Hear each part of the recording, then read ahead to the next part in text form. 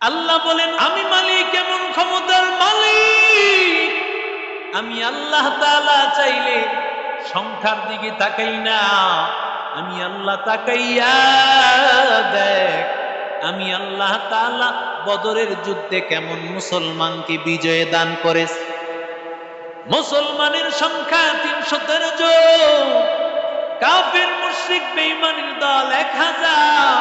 মুসলমানের কাছে হলো মাত্র ৩টা অস্ত্র, মাত্র ২, ৩টা, ৫টার মতো তাদের সরু সামান। অপরদিকে কাফেরের অস্ত্রে শস্ত্রে সজ্জিত। আল্লাহ ডাক দিয়া বলেন, মুসলমানের যদিও কোনো অস্ত্র ছিল না, মুসলমানের যদিও সাওয়ার ছিল না, মুসলমানের মধ্যে ছিল ঈমান। ওই ঈমানের পাওয়ারের কারণে আমি আল্লাহ তাআলা মুসলমানকে আমি আল্লাহ বিজয় দান করেছি। কাদের কুদরত দারি বল কামালান তারাব্বি আনতা হাসবি যুল জালাল তুহি কাদের জলিলুল্লাহ জাহাদা বহর হালে তুহি মেরা নিগাহদার। واذكر عبدنا داود ذا الأيب إنه أواب। দাউদ নবীকে আমি আল্লাহ তাআলা শক্তিশালী বানিয়েছি।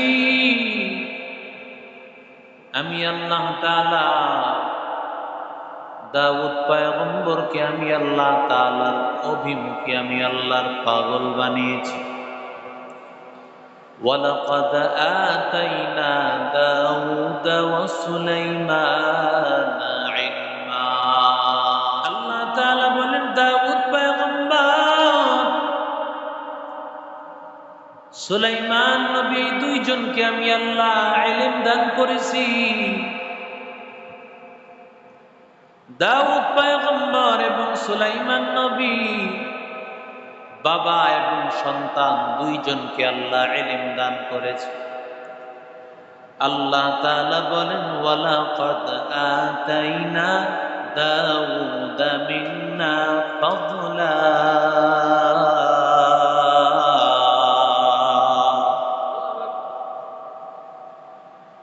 আমি আল্লাহ তাআলা দাউদ নবীকে আমি আল্লাহর পক্ষ থেকে অনুগ্রহ দিয়েছি।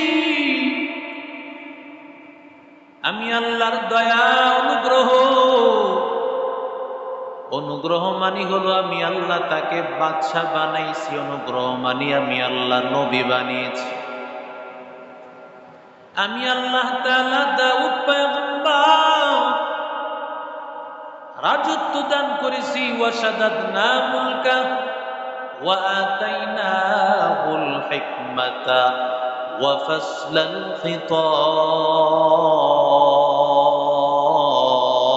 খিতাব। আল্লাহ বলেন, আমি আল্লাহ তাকে হিকমত দিয়েছি, রাজত্বকে আমি আল্লাহ শক্তিশালী বানিয়েছি।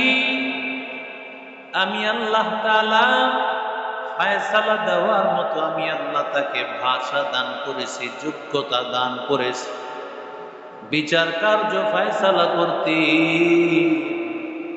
দাউদ পয়গম্বরকে আমি আল্লাহ তাআলা রাজত্ব দিয়েছি। রাজত্ব আল্লাহর নবী দাউদ পয়গম্বর। কিভাবে দাউদ পয়গম্বর রাজত্ব পেলেন, এটার একটা ইতিহাস। ইসরাইল মূসা পয়গম্বর তিনি যখন সাগর পাড়ি দিয়ে ময়দানে তিহ একটা জায়গা, এই জায়গার মধ্যে ৪০ বছর পর্যন্ত তিনি ছিলেন। ৪০ বছর ওই জায়গা। সুলাইমান মূসা নবীর পরে রাজত্বে নবুয়তের ক্ষমতার মধ্যে আসেন ইউশা ইবনে নুন, যিনি মূসা নবীর ভাগিনা। সুবহানাল্লাহ বলেন। মূসা নবীর ভাগিনা তিনি আসলেন যখন, তার সময়কালে লম্বা একটা সময় পর্যন্ত মানুষের মধ্যে আর কোনো শাসক ছিল না। সবাই বিচার কার্য ফায়সালা করার মাধ্যমে বিচারক ছিল, কিন্তু কোনো শাসন ক্ষমতা কারো হাতে ছিল না। নবী ছিলেন ইউশা ইবনে নুন। ইউশা ইবনে নুন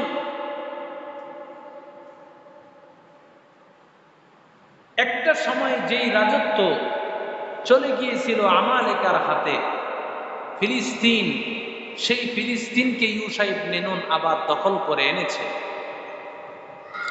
আনার পরে বনি ইসরাইলরা সুখ পেয়ে একটা সময় আল্লাহ তাআলাকে ভুলে গেছে।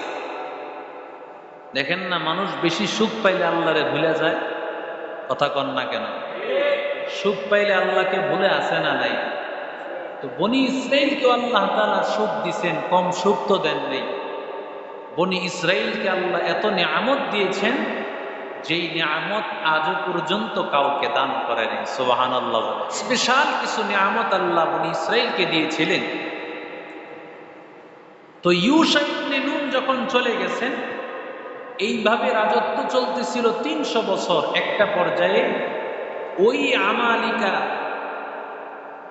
যারা ফিলিস্তিনকে এক সময় দখল করে নিয়েছিল, আবার তারা বনি ইসরাইলকে ফিলিস্তিন থেকে বের করে দিয়া, ফিলিস্তিন জায়গাটাই হলো বরকতের জায়গা। কারণ এখানে অনেক নবী রাসূলদের আগমন হয়েছে, অনেক নবী রাসূলদের এখানেই কবর রয়েছে, এখানেই তাদের দাফন হয়েছে। সুবহানাল্লাহ। তো যেই জায়গাটা নবীদের জায়গা, সেটা কি বরকতের জায়গা হবে না? নবীদের চাইতে বরকতের আর কেউ আছে? জোরে বলেন।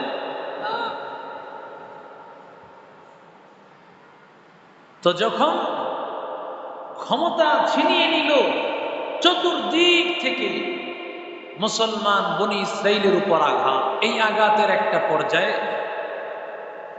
আল্লাহ তাআলা বনি ইসরাইলের যারা কাজী ছিলেন, কারণ কাজীদের মাধ্যমে তখন বিচার কার্য হইত, তাদের মধ্যে একজন শামঈল আলাইহিস সালাম, ওনাকে আল্লাহ তাআলা নবুয়ত দান করেছেন। সুবহানাল্লাহ বলেন।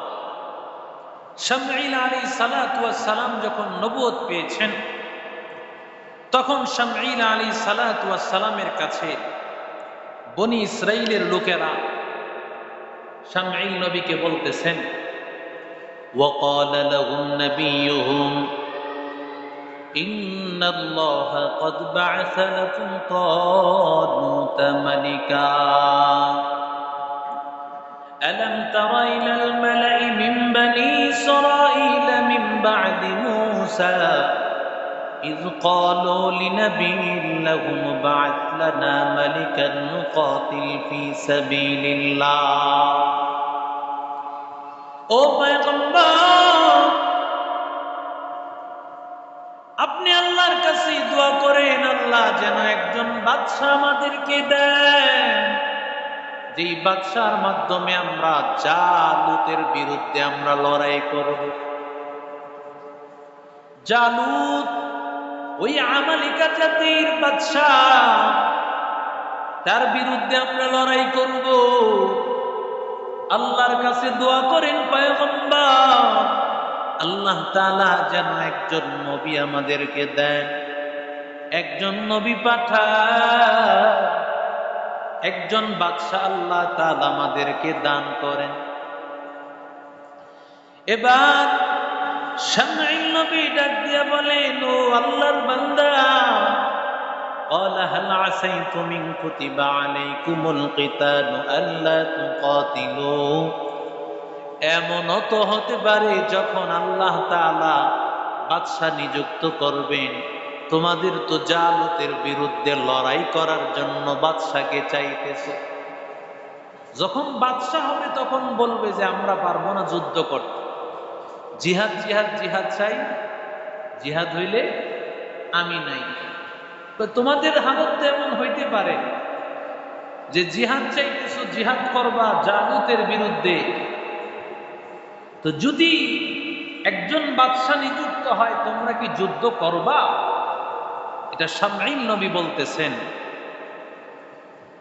তখন বনি ইসরাইলের লোকেরা বলে, ক্বালু ওয়া মা লানা আল্লা নুকাতিলা ফি সাবিলিল্লাহ وقد أخرجنا من ديارنا وأبنائنا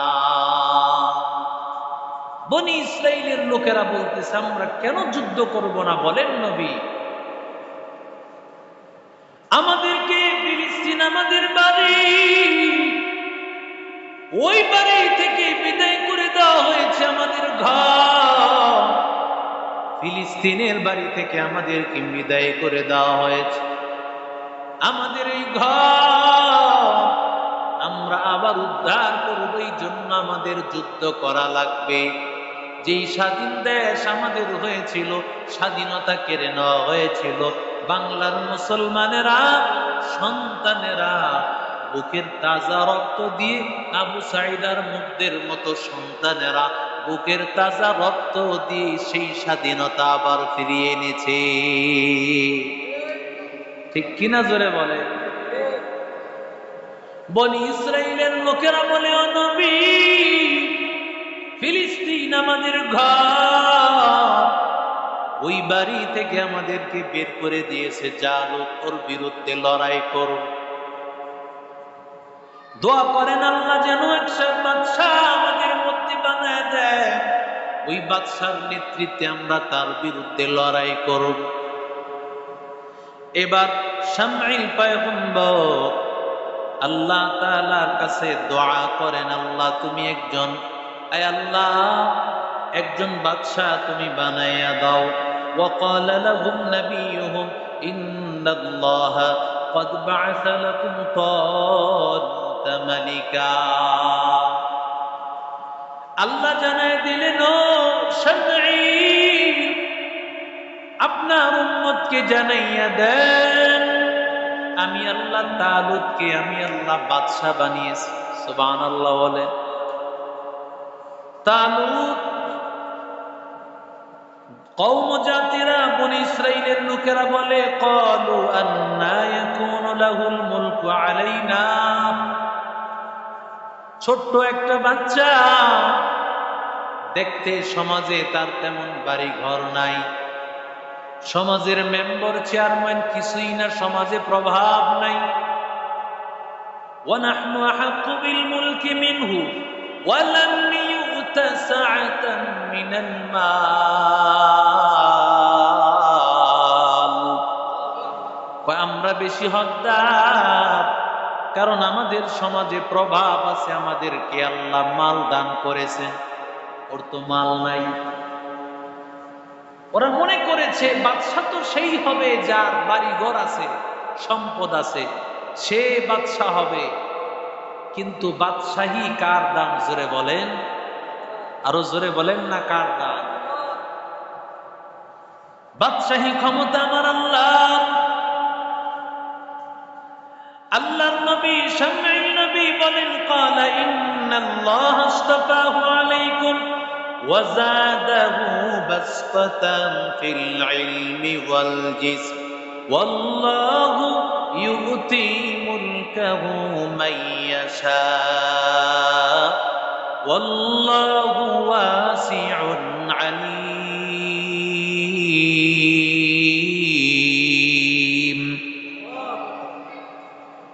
এবার শামঈল নবী বলেন, বাদশাহী পাওয়ার জন্য বাড়িঘরের কোনো প্রয়োজন নাই, বাদশাহী পাওয়ার জন্য প্রভাবের প্রয়োজন নাই, বাদশাহী পাওয়ার জন্য দরকার হলো ইলমের। ইলম যদি থাকে, আল্লাহ প্রদত্ত জ্ঞান থাকে, ইলম দ্বারা কিন্তু আবার দুনিয়াবি জ্ঞান বুঝেন না, কারণ আল্লাহ প্রদত্ত জ্ঞান বলতে একমাত্র বোঝায় আল্লাহর ওহীর জ্ঞান। আল্লাহ বলেন একমাত্র বাদশাহ হওয়ার যোগ্য তো সেই যার মধ্যে আল্লাহ ইলম দান করেছেন।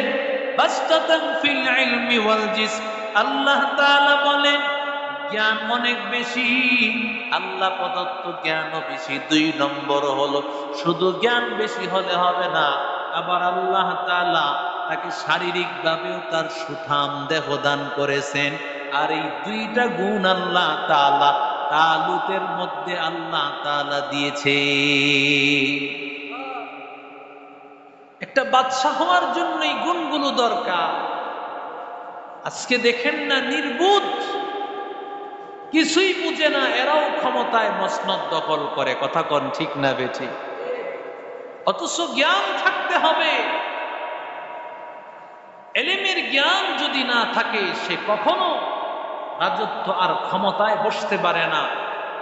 এমন সয়লাভ হয়ে গিয়েছিল, নাচে গান গায়, এরাও ক্ষমতায় বসছে।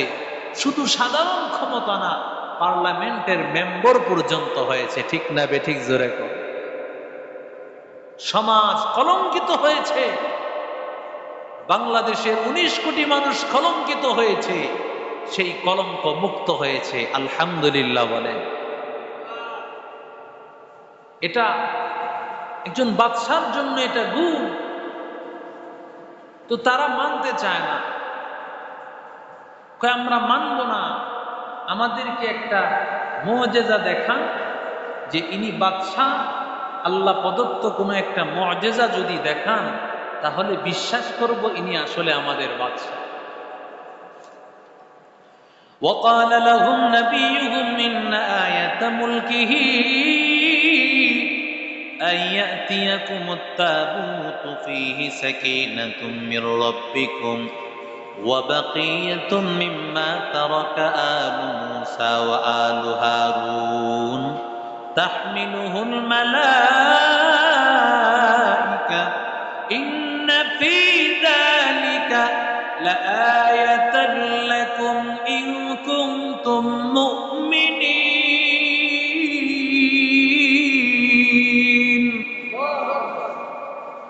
এবার শামঈল নবী ডাক দিয়া বলে, ও বনি ইসরাইলের দল, তোমরা বলতেছো বাদশার একটা আলামত দরকার,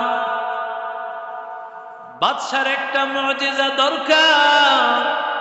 শুনো, বাদশার একটা মুআজিজা হবে একটা সিন্দুক, আল্লাহ প্রদত্ত মুসা পয়গম্বরের সিন্দুক।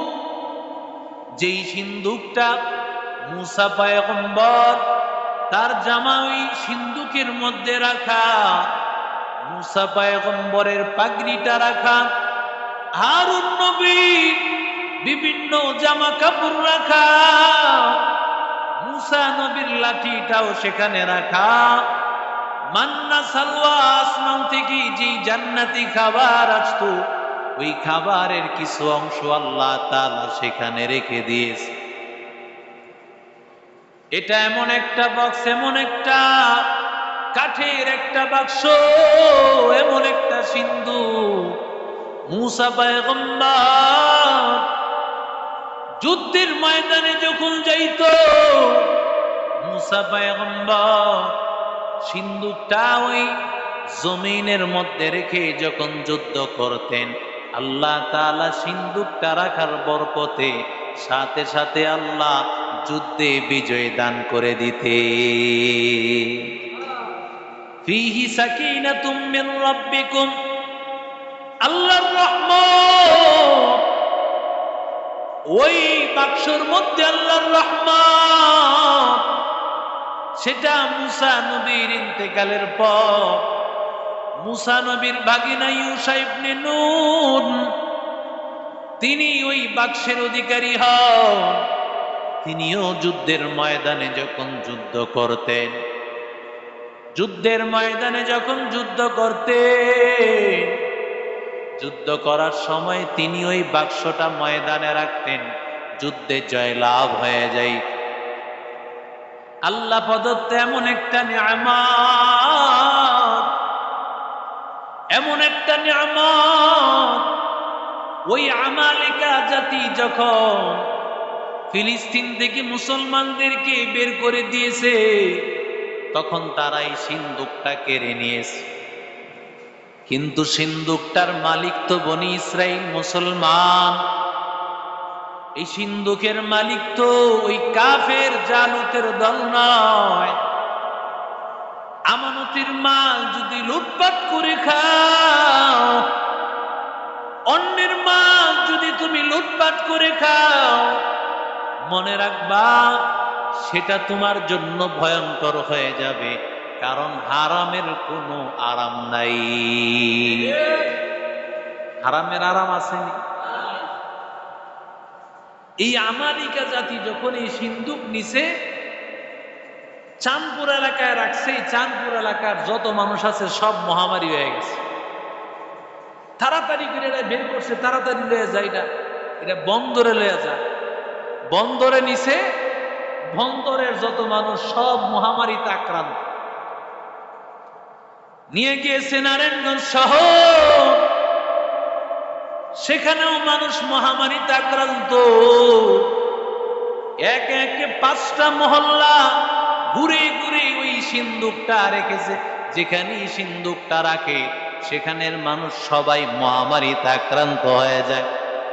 গণকের এবার জানাইলো, এই সিন্দুকের মালিক তোরা না, তাড়াতাড়ি সেটা নিয়া পাঠাইয়া দে, যার মালিক তার কাছে পাঠাইয়া দাও, আর না হয় তোমাদের মহামারী দূর হবে না। কারণ আল্লাহ তাআলা বলেন, ইন্নাল্লাহা ইয়া'মুরুকুম আন তু'আদ্দুল আমানাতি ইলা আহলিহা।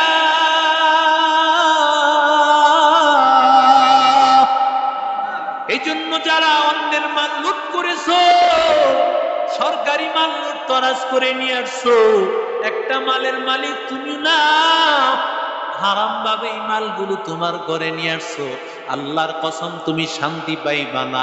দেখবা তোমার ঘরে অশান্তি লেগে গেছে, তোমার ঘরে আল্লাহ আগুন লাগায় দিয়েছে। তাড়াতাড়ি মালগুলো ফিরাইয়া দাও। কারণ আল্লাহ বলেন, আমানতের মাল, আমানতের হকদারকে যদি না ফিরাইয়া দাও, তাহলে এমন তোমার ঘরে আল্লাহ তাআলা মহামারী লাগাইয়া দিবে। টিকতে না পাইরা ওরা একটা গরুর পিঠের উপরে এই সিন্দুকটা দিয়া দিচ্ছে। আল্লাহ তাআলা বলেন, তাহমিলুহুল মালাইকা,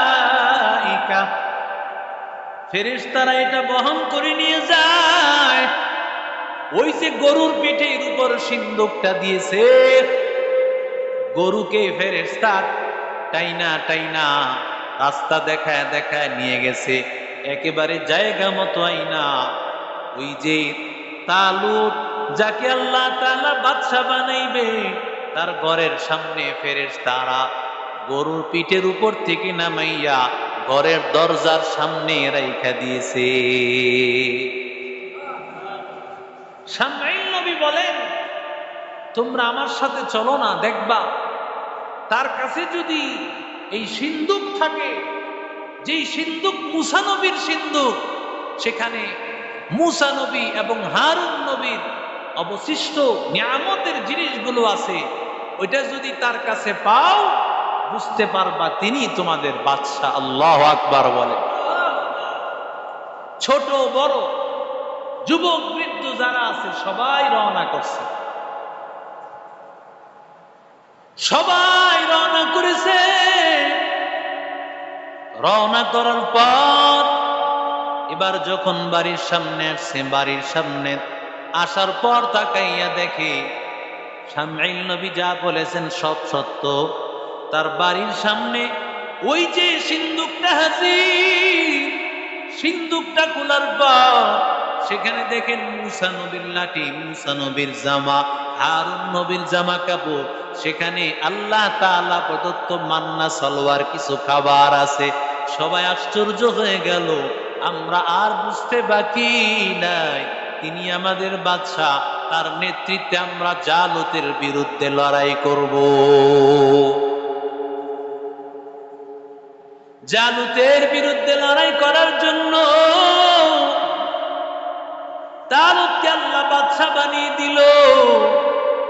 বাদশা হওয়ার পর ফালাম্মা ফাসালা তালুত বিল জুনুদ ক্বালা ইন্নাল্লাহা মুবতালিকুম বিনাহার ফামান শারিবা মিনহু ফালাইসা মিন্নী ওয়া মান লাম ইয়াতআমহু ফাইন্নাহু মিন্নী ইল্লা মান ইগতারাফা গুরফাতাম বিয়াদি ফাশারিবু মিনহু ইল্লা কালিলাম মিনহুম। এবার তালুত বলতেছে একটু পরীক্ষা করা দরকার, কারণ বনি ইসরাইল জাতি তো বড় কঠিন জাতি, এদেরকে পরীক্ষা করে নেওয়া দরকার। আমার সাথে যুদ্ধে থাকতে পারবে কিনা? ৮০,০০০ মানুষ নিয়ে রওনা, কিন্তু কিছু দূর সামনে আসার পর ১০,০০০ মানুষ ফিরে গেছে, এরা যুদ্ধে আর যায় নাই, আছে ৭০,০০০। তালুত ডাক দিয়া বলেন, ও বনি ইসরাইলের দল, আমরা জর্ডান নদীর পাশ দিয়ে আমরা যাইব, যুদ্ধ করতে যাব, কারণ ফিলিস্তিন যাইতে হইলে জর্ডান নদীর পাশ দিয়ে যাইতে হয়। সেখান দিয়ে যাওয়ার সময় জর্ডান নদীর পানি তোমরা পান করবা না, এই নদীর পানি তোমাদের পান করা চলবে না। যদি কেউ পান করো সে আমার দলের অন্তর্ভুক্ত হবা না। হ্যাঁ, তবে পান করা যাবে, একেবারে তৃষ্ণার্ত হয়ে গেছো, ১ অঞ্জলি ২ অঞ্জলি ভরে একটু গলাটা ভিজাইলা, কিন্তু গেলানের পরে গেলান, জগের পরে জগ দিয়া একেবারে ভরপুর পানি পান করবা সেটা পারবা না। উদ্দেশ্য দুইটা ছিল, এদেরকে পরীক্ষা করা। ২ নম্বর উদ্দেশ্য হলো, এরা যদি পানি পান করে এত বেশি, তো এরা তো সামনে আগাতে পারবে না, শরীরটা ছেড়ে দিবে, যুদ্ধের ময়দানে সামনে আগাতে পারবে না। যখন প্রচন্ড গরম ছিল, গরমের কারণে এরা এক পর্যায়ে চিন্তা করলো, কিছু মানুষ পানি পান কইরা নি, যা করবে খোদা। পানি এমন পান করা করলো, একবারে আত্মা ডুবায় পানি পান করছে, জগের পরে জগ দিয়ে একেবারে যা খাওয়ার খাইছে। কিছু মানুষ একেবারেই কোনো পানি পান করলেন না, আর কিছু মানুষ একেবারে তৃষ্ণার্ত অবস্থায় সামান্য ১ অঞ্জলি ২ অঞ্জলি পানি পান করছে। এই ৩টা দল, যেই দলটা নাকি পানি পান করছে, তালুত তো আগেই বলেছে তোমরা আমার সাথে থাকতে পারবা না। দেখা গেল এক পর্যায়ে মানুষ কমতে কমতে অনেক কমে গেছে, লাস্টে ২,০০০-এর মতো আছে। এই ২,০০০ মানুষ গেছে জালুতের সামনে। তখন জালুত আমালিকা জাতি, এরা ছিল সংখ্যায় ১,০০,০০০। আল্লাহু আকবার বলেন। এরাও তো আসছিল ৮০,০০০, কমতে কমতে এখন ২,০০০। ২,০০০ যখন হইছে, যখন দেখছে জালুতের দলে হলো ১,০০,০০০, আমরা ২,০০০, তখন কিছু লোক বলে, قالوا لا طاقة لنا اليوم بجالوت وجنوده, জালুত এবং তার সেনাবাহিনীর বিপক্ষে যুদ্ধ করা সম্ভব না, সম্ভব হবে না। এই কথা বলে আরো কিছু আলাদা হয়ে গেল, আছে মাত্র ৩১৩ জন। আল্লাহ ডাক দিয়া বলেন, কাম মিন ফিয়াতিন কলিলাতিন গালাবাত ফিআতান কাসীরাতান বিইজনিল্লাহ।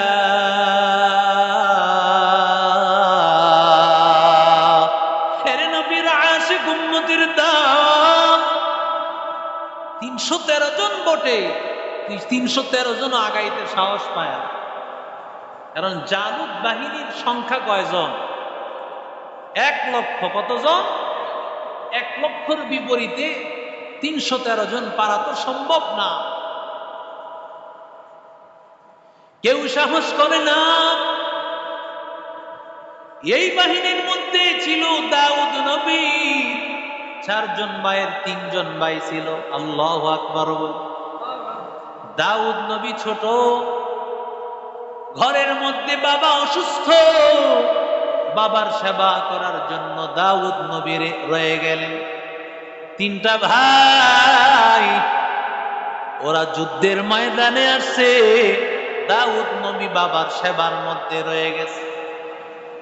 বাবার মনটা পাগল, বাবাই খবর পায় না আমার তিনটা সন্তান কই, না জানি আমার তিনটা সন্তান কোন হালতে আছে। দাউদ যা তাড়াতাড়ি খবর নে, আমার তোর তিনটা ভাইয়ের খবর নে, ওরা কোন অবস্থায় আছে। দাউদ নবী রওনা করেছে, রাস্তার মধ্যে তাকাইয়া দেখেন একটা পাথর। এই পাথরটা ডাক দিয়া বলে, ও দাউদ নবী। তখন তো দাউদ নবী নবী হন নাই, মাত্র 13 বছর। সুবহানাল্লাহ। কত বছর? 13 বছরের সন্তান দাউদ নবী রওনা করেছে। রাস্তায় তাকায় দেখেন একটা পাথর, ডাক দিয়া বলে, ও দাউদ আমাকে উঠাইয়া নাও, আমি হারুন নবীর পাথর। আমাকে দিয়া কত মানুষকে হত্যা করা হয়েছে, কত কাফের বেঈমানকে নিহত করে দেওয়া হয়েছে, আমাকে নিয়া নাও, তোমার উপকারে আসবে, তোমার লাভ হবে। আর একটু সামনে অগ্রসর হওয়ার পর তাকাইয়া দেখেন দাউদ নবী, একটা পাথর ডাক দিয়া বলে, ও দাউদ নবী আমি মূসা নবীর পাথর। সুবহানাল্লাহ বলে, আমি মূসা নবীর পাথর।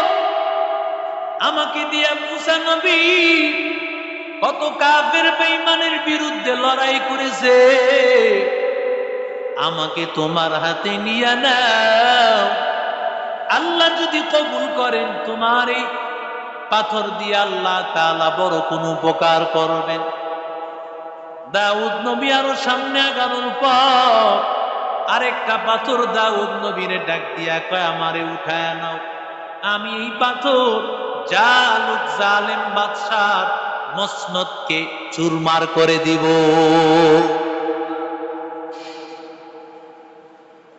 জালেম বাদশার মসনদকে চুরমার করে দিব। তিনটা পাথর নিয়ে গেছেন, গিয়া দেখেন কেউই যখন জালুতের সামনে আগাইতে চায় না। কারণ জালুত কয় হাত লম্বা ছিল জানেন? তাফসীরে মারিফুল কোরআনে আসছে তিনি ছিলেন 1 মাইল লম্বা। সুবহানাল্লাহ। কালকা কয়েন না, কালকা কয়েনি না। সুবহানাল্লাহ কইলে গুনাহ আছে তো না? কত মাইল লম্বা দেখছেন? 1 মাইল লম্বা মানুষ। আদম নবীর 2 জন মানুষ জবরদস্ত লম্বা ছিলেন। একজন ছিলেন এই জালুত জালেম বাদশা, আরেকজন ছিলেন মূসা নবীর জামানায়।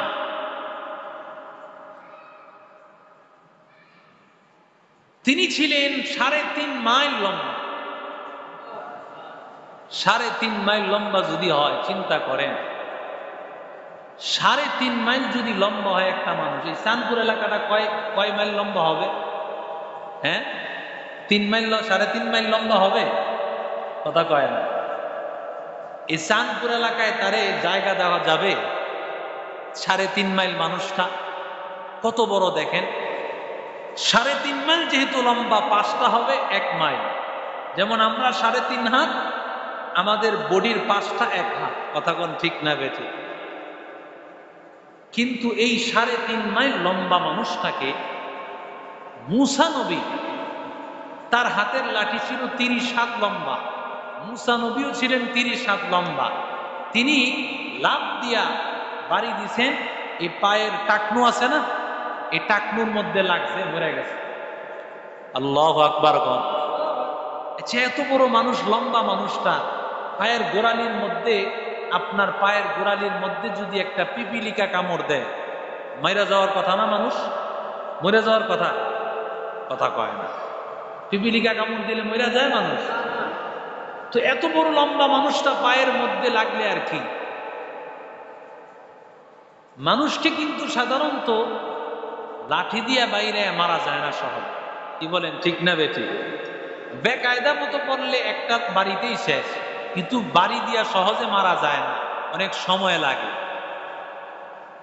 তো সাধারণ একটা লাঠির আঘাত, এটা পায়ের টাকনুর মধ্যে রাখছে, মারা গেল কি কারণে? মুফাসসিরিনে কেরাম লিখছেন যে এর কারণ হলো আল্লাহ তাআলা মূসা নবীর লাঠির মধ্যে এমন একটা ক্ষমতা দিছে,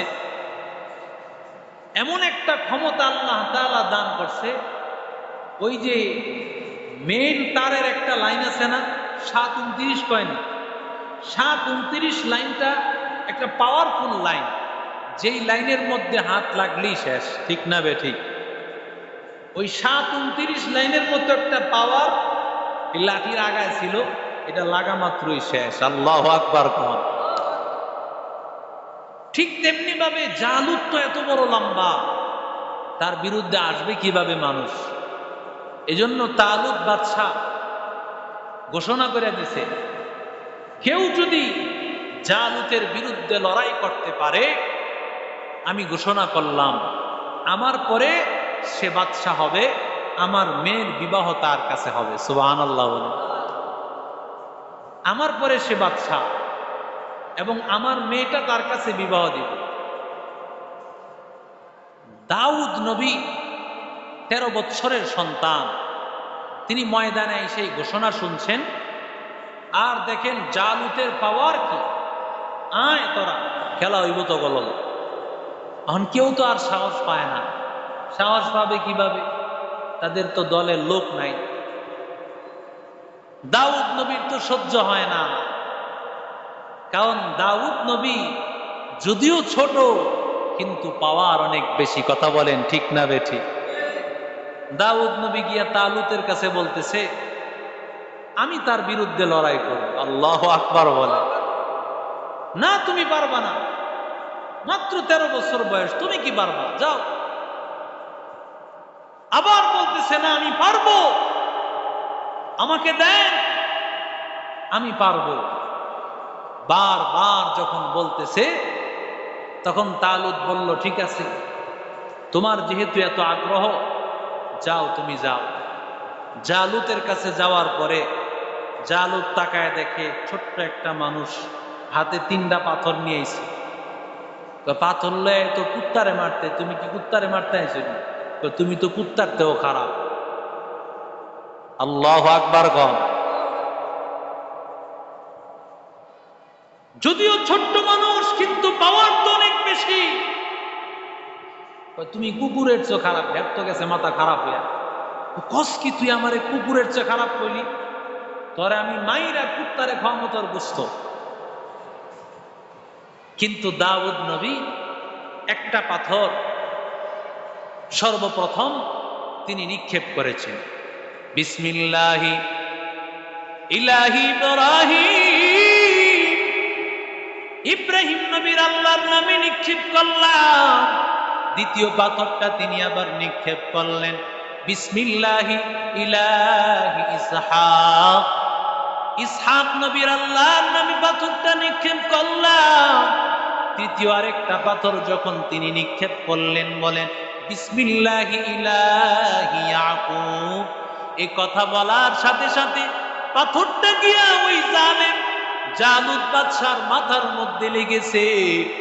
মুফাসসিরিনে কারাম বলেন বাদশার মাথার মধ্যে লাগার পর ওই জালুত বাদশা মগজটা তার আলাদা হয়ে গেছে, সাথে সাথে জমিনের মধ্যে পড়ে গিয়েছে। শুধু তাই নয়, একসাথে আরো 30 জন তার সৈনিক দুনিয়া থেকে বিদায় হয়ে গেল। আর জোরে কোন আল্লাহু আকবার। এরে নবীর আশিক উম্মতের দল, ওই যে কত জুলুম করতো আল্লাহর গোলাম, কিন্তু সাধারণ ছোট্ট একটা বাচ্চার কাছে তার পতন হয়ে গেল। শুধু পতন হয়েছে তা না, এবার আল্লাহর বান্দা দাউদ পয়গম্বর তরবারিটা হাতে নিয়ে গর্দানটা আলাদা করে দিল। গর্দানটা আলাদা করে দেওয়ার পর হাতের আংটিটা নিয়ে তালুত বাদশার সামনে হাজির করে দিল। এলে আল্লাহর গোলাম, আল্লাহ তাআলা বুঝায় দিতে চান যারা নবীর আদর্শে আদর্শবান হয় তারা কখনো এমন হয় না তারা বীরপুর, তারা কোনো ভীরু পুরুষ হয় না। তারা লক্ষ লক্ষ কোটি কোটি জালেমের বিরুদ্ধে লড়াই করার জন্য তারা একা প্রস্তুত আছে, ঠিক কিনা?